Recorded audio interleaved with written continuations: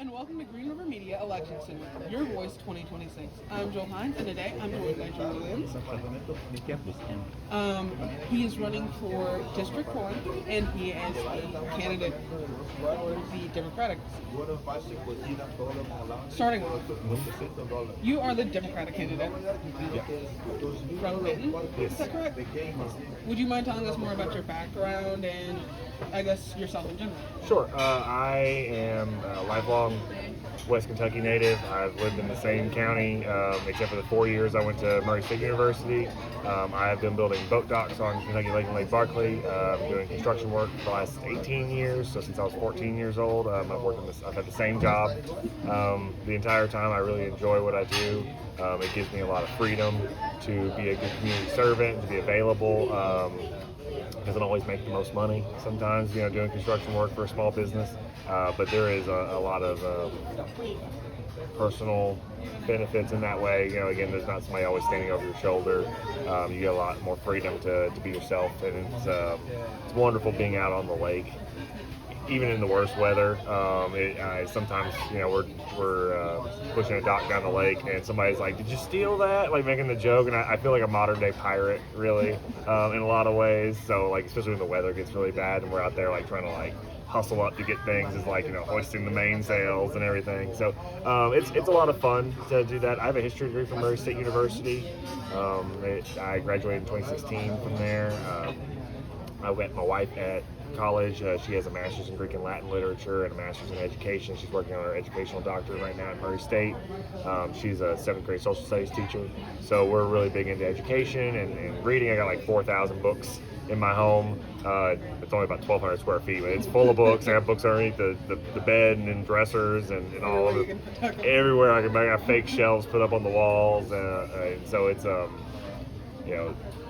it's always been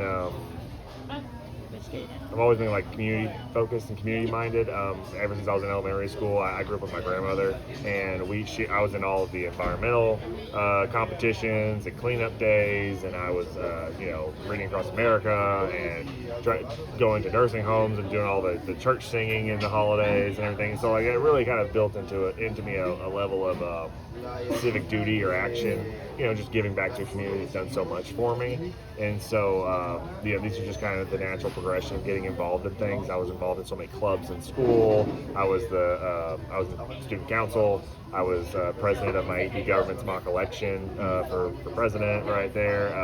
And so, it's just kind of, as I got older, I was going to college to be a chiropractor. Actually, I'd hurt my back in basketball, and chiropractic really helped me get back in the game, and be available. And so I was like, I want to do that. I really enjoyed that aspect of things. Terrible at chemistry. So it's not so much getting into actually doing the job, but the prerequisites for the job. I was talking to a bunch of chiropractors and oh yeah, they're just, we don't use any of that while we're here, but you got to pass all those to get to there, and they only take so many people. And I was noticing at the same time I was getting straight A's in all my English classes, my literature, in those kinds of engagements. And I read a meme on Facebook one time. I was like, whatever you're doing in your free time, it's probably what you should be doing for your career. It's what do you find enjoyable and passionate? And I was just, again, doing all of my clubs and talking politics with people and trying to do community service. And I was like, I should do more in politics. So starting in 2010, I started getting involved in governor's races. I helped out with the Conway campaign for governor. I've helped out with both Andy Beshear campaigns, door knocking and stuff like that. I was the personal assistant for a state house candidate in Murray. And then in 2018, I ran for state house. Of course, I had a 3-way primary. I lost to a retired teacher. Makes sense when everybody from when they were in 3rd grade. And working on boat docks, I don't have a front-facing business, and I was also 26. So just the odds there. But I've done a lot to try to be more present in my community since then and whatnot. I've been running my local fair for the last 7 years. It's 183 years old, and it fallen to the wayside in a lot of ways. It had some negative connotations associated with it. And so my goal has been to make it more affordable, more accommodating, more approachable. and try to build back a level of community service from the organizations themselves that are there. And so we've been really profitable with that. Not personally profitable, but the system. I'm usually out about $2,000 a year helping out with things, but the system of the event is doing a lot better now. And so that's kind of the goals. Is to showcase like what we as individuals can do without political power. And how we can be involved in our community, and the things I'd like to do with this position are the same, right? Like you don't see a lot of representatives from the base form all the way up advocating like, hey, we're all jumping in the ditch this week to go clean up, an area. We're not, advocating like what areas of our community are needing more volunteerism, consistently, how we can build that outreach. It's mostly about things that they're doing and legislation and stuff like that, and it's important. It's very important. But there's so much you can do with the platform to empower your local community, which hopefully would solve some of the issues that you're trying to face legislatively. So just it's been an interesting ride, kind of ordeal, and I've enjoyed every minute of it, really. So, like you said, you've previously run for yes, 6 districts. The House thing. 2018? Yes.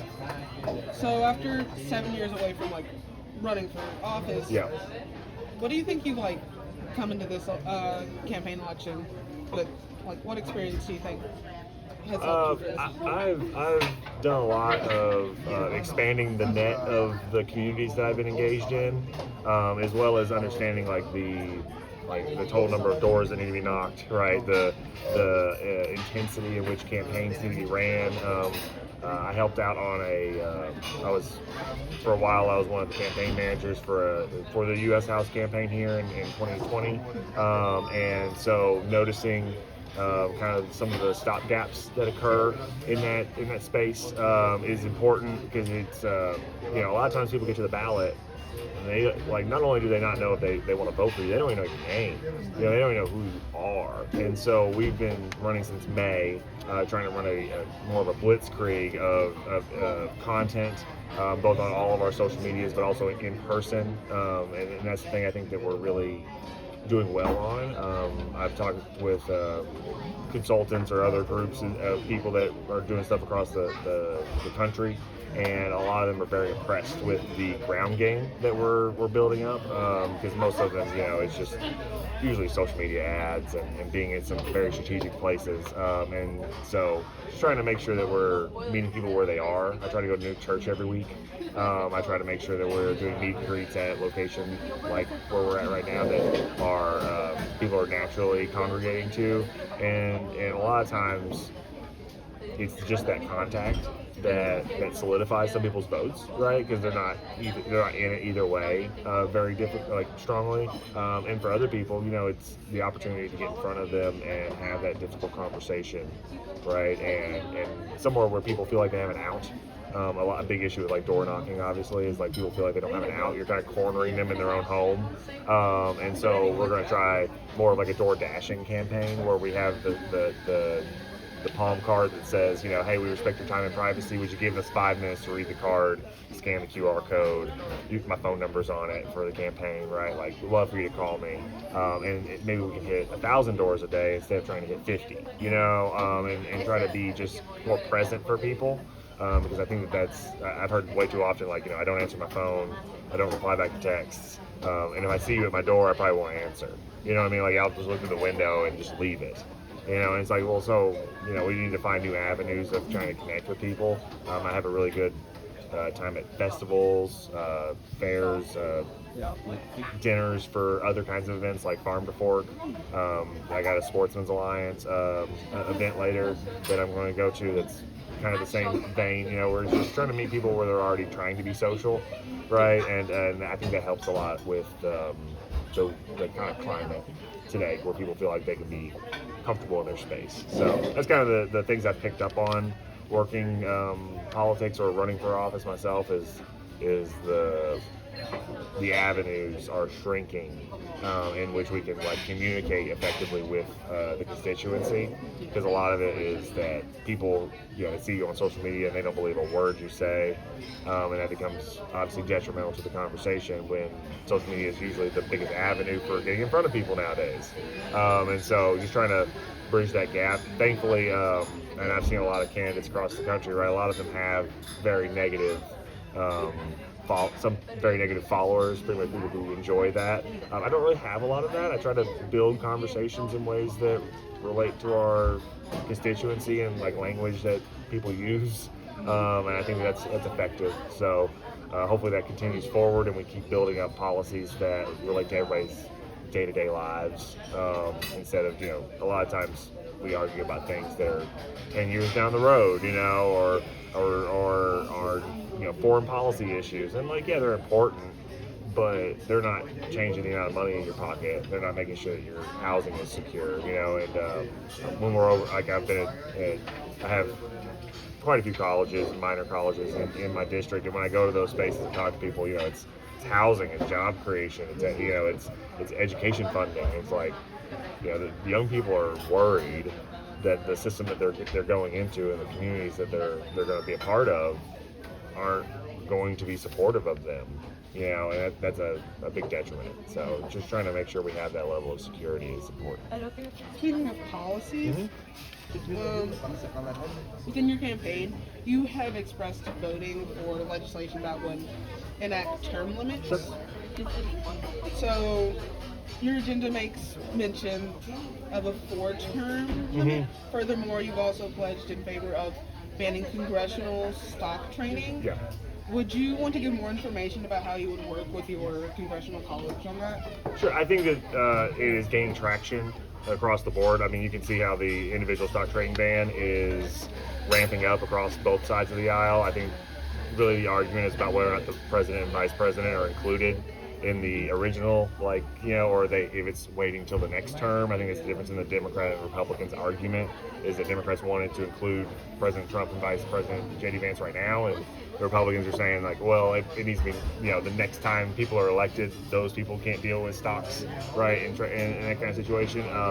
So I think that overall we're receiving a big benefit there. There are just so many things in congressional reform that makes it to where we are more beholden to the people. We need to get the revolving door for federal contractors and lobbying, where politicians and their family members get a chance to benefit from that structure. There's a lot of influence and perks. People fly across the globe for a visit to a country that they're dealing with, or an investment in a property or industry. But it's mostly just like an investment perk for those people and the Congress people. They don't particularly need to go there to experience that and understand what's going on. We can all be on a Zoom call. And so we've just lost faith in that consideration. I always, for the term limits, I'm happy to take less terms available. A lot of times it's like 4 terms for U.S. House and 2 terms for Senate.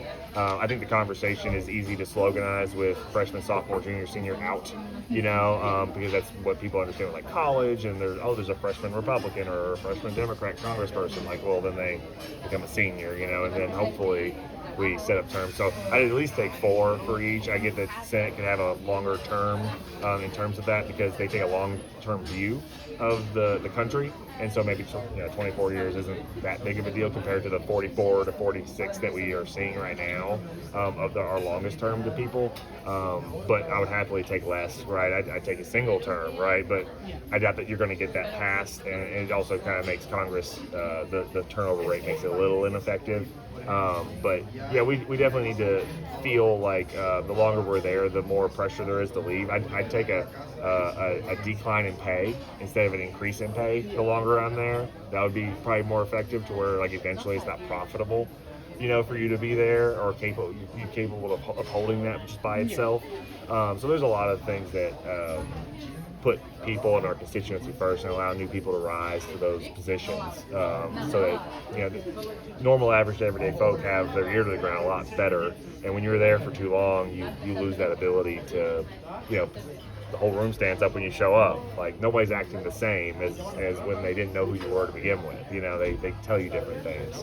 And I noticed that a lot when running for politics. A lot of people are like, "Oh, we're so glad you're here." I'm like, "You should treat me like I'm your gardener."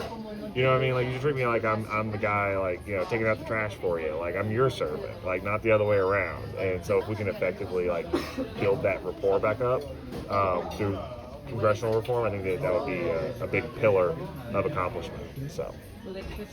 In your American Home Promise Plan, yeah, you've written that like about a fair chance in buying, sure, first time buying, and protections including a foreclosure lock during a financial crisis. Do you mind like explaining some of those protections? Sure. So you know, obviously during the 2008 financial crisis, people lost their homes that weren't doing anything wrong themselves. The banks and the jobs market were collapsing around everybody. And so there should be some level of protection. I'd argue for about a $500,000 asset protection during financial crises for individuals. I'd take lower, but I'd appreciate, you know, I think that's the effective number because right now it's nothing. You know, you're not protected for anything. The banks get everything and all the bailouts. Same thing with like the farmers. Farmers are just getting those bailouts to go to the banks and pay off their loans. They're not getting that to secure their livelihoods and to keep their head above the water.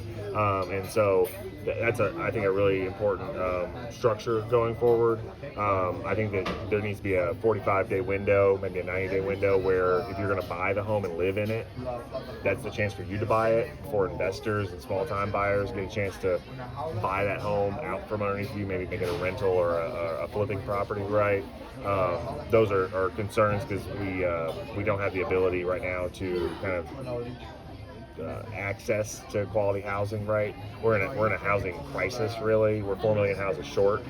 So I think that we need to have a cut of the red tape and the permitting and the conversations to get local construction companies to be able to afford to build $50,000 to $100,000 homes in this economy, so that when the housing prices come down, that $100,000 home would be like a $75,000 home. But the fact that, you know, a lot of first-time home buyers don't have the opportunity to buy a home under $200,000 in some areas is ridiculous. Now we're doing 50-year mortgages. You know, that's going to be that's a death sentence. You know, and so we have to create a system that moves housing out of being the primary investment model for Americans. The fact that when home equity rises, housing prices rises, and so like if you want your that's my investment is my home. Well, now you never want to move out of your home, and you never want, you know, other people's homes to be cheap, because if they're cheap, then your home loses value. It's not a good system. A lot of other countries have moved away from that system into other things. You know, it'd be much better if more average everyday folk were involved in stock trades and investment schemes that weren't attached to their personal assets, right? And so there's just so many good avenues, I think, to secure a American dream for future generations that we're kind of absconding from right now. You've also called for a tax system built for the everyday American, which includes a massive $100,000 tax reform. Well, this is popular with working families. Your plan also includes a 35% marginal rate for higher earners. In a political climate that often reacts poorly to any rate increases, how will you sell this food scale as a net positive for Kentucky's economy, for voters across all income? Sure. So when the federal income tax was made in 1913, it had a $3,000 federal tax exemption, which was only 3% of people paid that income tax.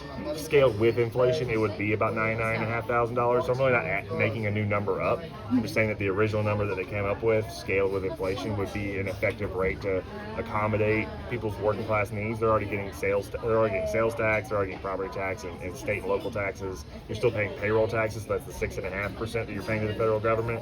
So you're already at like 16%, even under that $100,000, right? Like, but I think that the government does really well when we establish levers to promote the behaviors that we want to see from government officials. And so if we say $100,000, and I would take less, but like obviously the $15,900 that we have right now seems very paltry. It seems like it's a kind of a slap in the face. It's barely your car payment for the most part. And so if we would take take a higher view of that, then so 76% of taxpayers make $100,000 or less. So 76% of them wouldn't be dealing with federal income tax. It's only $250 billion out of the budget. So it's only like 7% of the whole budget in general. So it's not even a big cut to the budget. And so above $100,000, you know, a big issue that we have in general is the bracket system, right? Where it feels like you're, by earning dollars that are kind of on that cusp, you get hurt. You know, you don't feel the benefit of those dollars. So I think we need a smooth scale that every dollar is incrementally taxed at a higher rate, so that you're not feeling the bump. You're always incentivized to earn a better dollar. And right now it's 37% at $590,000. And I think it should be 35% at $1 million. The government should be off your back until you're earning $1 million of income a year, right? That should feel like, hey, we're behind you. If you do everything right, you try your best, right? You have a good product or a good work ethic that is lucrative to the economy. $1 million shouldn't be out of your range of dream, you know, of possibility. It might not be every year, but maybe for a single year even, you earn $1 million. Well, we don't need to be taxing every dollar out of that, right? So it's actually a 2% up to $1 million. You know, we would reduce the tax rate by 2%, right? Because right now it's 37% at 590, and then if we kept scaling that, right, it would eventually scale up to where obviously like the highest income earners are not using income as their wealth generation. It's usually stocks or assets and stuff like that. So we would need a different conversation there. But I think that most people are okay with that scale gradient going up and up, you know, until it reaches you know, maybe a plateau at like 80% or something like that. Because obviously we had top marginal tax rate in the past, which was in brackets of like 94%, right, at some point. And that's when we had the middle class. That's when we had the best middle class going on, was the 40s through the 80s, you know. And so if we could reestablish that in a way that works for people, I think that we're going to see better dividends, and again, the vast majority of people are going to be positively affected by that. Most people, especially in our district, also think that the government's not doing a good job spending your dollars anyway. So why not give it back to you right now and allow you to be better with those dollars and effective. And then if we enact, you know, penny taxes on stock trades, we enact better luxury taxes that deals with used rentals and like shared properties. You know, like you can't put your boat in the Cayman Islands and get away from the sales tax on luxury items. I think we're going to come up with a scheme that better reflects the values and the us moving forward as a nation with tax policy, because right now it just feels like every single time both parties are really good at not wanting to reduce the deficit. I mean, we just had $5.4 trillion to the deficit, right, in the big beautiful bill. That's the Republicans now. So both sides are not doing a good job of effectively lowering taxes, and even the overtime and tips conversation don't scale to what I'm offering and having a conversation of, as well as, you know, they're only for a very select amount of people, right? I mean, who receives $25,000 in tips? And for people who are working overtime, it's great you want to work overtime, but your normal wage should feel effective. You know, I had a friend that was talking and they were like, oh yeah, I'm working, you know, I'm doing all right. I'm working like 50, 60 hours a week. And I'm like, you should be doing all right, or working 35 hours a week. And if you want to push yourself to be doing great, you know what I mean? They're like, oh, well, you know, I get my bills paid at 50, 60 hours a week. I'm like, we've lost the plot. Like, that's not the work ethic we're trying to fight for, you know. And especially at a time with AI and robotics and you know, the dwindling job market in general for both construction and high-end jobs now, manufacturing jobs. We're going to need to see a better conversation on what we can do and how we engage as a society. And I think that a more progressive tax policy helps that. I mean, the rich are benefiting the most from our infrastructure. They benefit the most from an educated population. They benefit the most from good manufacturing jobs and from good sources. So I don't see why their engagement would, you know, why they'd be opposed to it, really. So moving on to like reproductive and family rights. Okay. Some people or many people are worried about the future of like IVF and the ability to grow their families. And then on top of that, Kentucky and its abortion laws are pretty strict at the moment. What are your thoughts on this? So in terms of what's going on in Kentucky right now, we are starting to see reports both through Kentucky State Police and advocacy groups about individuals who are when they buy the pills, right, for Plan B, for contraception issues, for ending pregnancies, and are getting charged, obviously, with those concerns. It's unfortunate when women who are have the need or perceived need for family planning are restricted from that, right? Because you have individuals who are seeking security away from their partner. They're seeking, they are worried about their economic security or viability, and obviously with the lack of structure in our adoptions and foster care systems currently, we're obviously at kind of a head point, and so. The goal, I consider myself a liberty-style econocrat, so like it's supposed to be more liberty in your life and more money in your pocket. And so, liberty engages in you having the freedom of choice in how you interact and concern your day-to-day life. And so having an ability to be able to choose your reproductive freedom is important to me. I think that obviously there's going to be contentions on those issues, but we should create levers that showcase that when abortion numbers drop, right, the number of weeks in which we can help support reproductive care should go up. And so then we create a system where it's on both sides to help solve the root causes of why those occur in the first place and why those are seen as necessary, so that we can make sure that those medically necessary issues, right, are not curtailed by arbitrary numbers, like a certain number of week bans, right? So we should make sure that those kinds of things occur, because what's going to happen is that we're going to have individuals who are in the hospital and they're not dying enough. They're not struggling enough. And it's interesting because I think that when you have a child, the easiest thing that we can help do is help secure housing, right? Because it's a huge issue that occurs across the board. And so, but when you advocate that every newborn mother should have a $1,000 housing benefit, every month to help pay for their securities, it would also help allow them to leave abusive partners, right? If they knew that they could find housing elsewhere. It'd also tell their partner, hey, if you stay in line, there's housing security for you too. You know what I mean? So it reduces domestic abuse across the whole spectrum. You find pushback because everybody wants them to pull themselves up by their bootstraps, but we were just told in October of last year that we were supposed to have more kids than we can afford, right? And that's an argument from the right, is you should have more kids than you can afford, and somehow that's going to work out for you.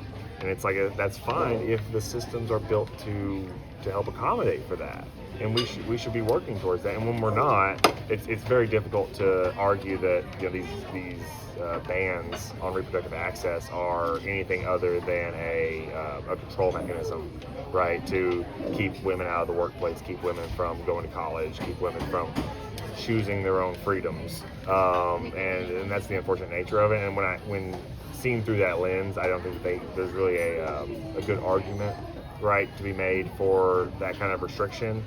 Again, if we were advocating on the right in good faith, we would be talking more about this reduction in root causes as to why women seek out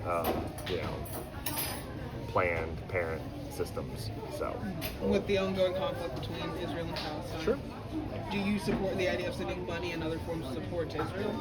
I don't think that we should be sending military support, obviously. I think that we have allies all over the globe, and they all have their own levels of controversy and systems. I think that's what's happening is ethnic cleansing in Gaza, and so we obviously have our own issues that we're dealing with on the home front here, but both at home and abroad, we should be pushing our allies to be champions of civil and human rights, and we are not doing that with Israel, and as such we need to have a harder conversation about what we are there to do. I'm not opposed to being an ally with Israel. I'll be an ally with anyone who's going to be pushing for good civil and human rights across the board, right, and are projecting democracy, but I don't think that's what's going on right now, and we need to be firm about that, because if not, then like it just goes to show our own degradation, and the fact that we can't trust that the systems that we're setting in place are for the betterment of humanity, right?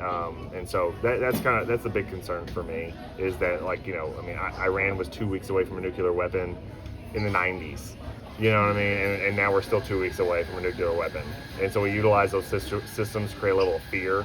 And that's what we're doing in Gaza as well, as we're saying that, you know, well, the average age of the people there who voted them in, you know, I mean, Hamas was like 17, 18 years old. You know, I mean, like the average age is so decimated. You know, I mean, and it's still not even been, you know, a super long conflict. It's like 70 years, right? There's people who are alive, who were there initially, who got kicked out of their homes and have been moved around that area over time. And so, like, you know, you have people who remember it, but you also have youth that are becoming radicalized because we're not creating a green zone of opportunity in that space. We should start at the wall that they've built, you know, and U.S. troops hosted by the UN should walk a line outwards and create a green zone behind it for everybody who wants to come through, right, who are Palestinians, that operate in a way that we can create massive amounts of soft power, because I think that it's really hard to become radicalized when you have all of your needs met. And so that's what we're not doing. We're blockading the flotillas.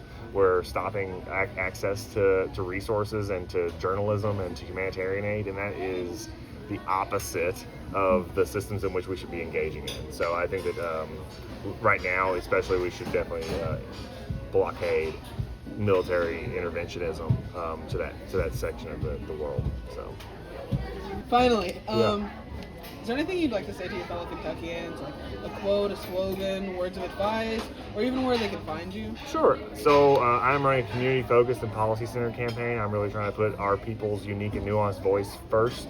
I don't want to be beholden to political parties, special interests, or the president's agenda. I want to be beholden to my community. That's why we're not taking corporate dollars. That's why we're not taking special interest dollars. That's why we're trying to make sure that every single aspect of our campaign is viewable and effective. We've signed multiple pledges for money out of politics and political integrity aspects. I am doing my best to get in front of people and meet them where they are. I appreciate if people would reach out to me. It's williamsforky.com. The QR code for a second. Yeah, that's my link tree. Just trying to make sure that we're available to people. I think that the conversation is working, and that we're able to bridge that gap that we're normally seeing in the political divide. And so I just want to let people know that I'm here for you, and that you know, we may not agree on everything, but you definitely have somebody in your corner if you elect me. You have somebody who's going to be available. I'm trying to do 100 town halls this year, and we've already done at least over 100 meet and greets. So just trying to jam pack the zone with conversations that matter to people and being available. You know, I want to be beholden to you all. So that's kind of the message that I want to put forward. It's just that I see you and I hear you, and I trust your experiences and your concerns. You know, we all come from someplace else, and we're all trying to learn as we go. I'm obviously not sitting around with every single bit of information. I'm not Mr. Comer, right? He gets staff and money for literally looking stuff up, you know, and I'm doing all of it on my own. So I mean, I get that I don't have all the answers right now, but given the opportunity, I think that I would be a prime advocate and have the ability to really change the way that we see politics, you know, and change the way that you see engaging with your politicians. So that's what I want to do with this space. With that being said, it seems as though we're at the end of today's episode of Your Voice. Special thanks to the Happy Cow Cafe for allowing us to film here today. They're located at 206 Dehoney Trace, Columbia. I'm Joe Hines, and this was Drew Williams. Thank you for joining us today, and don't forget to check out our website, greenrivermedia.org, for more updates on your community.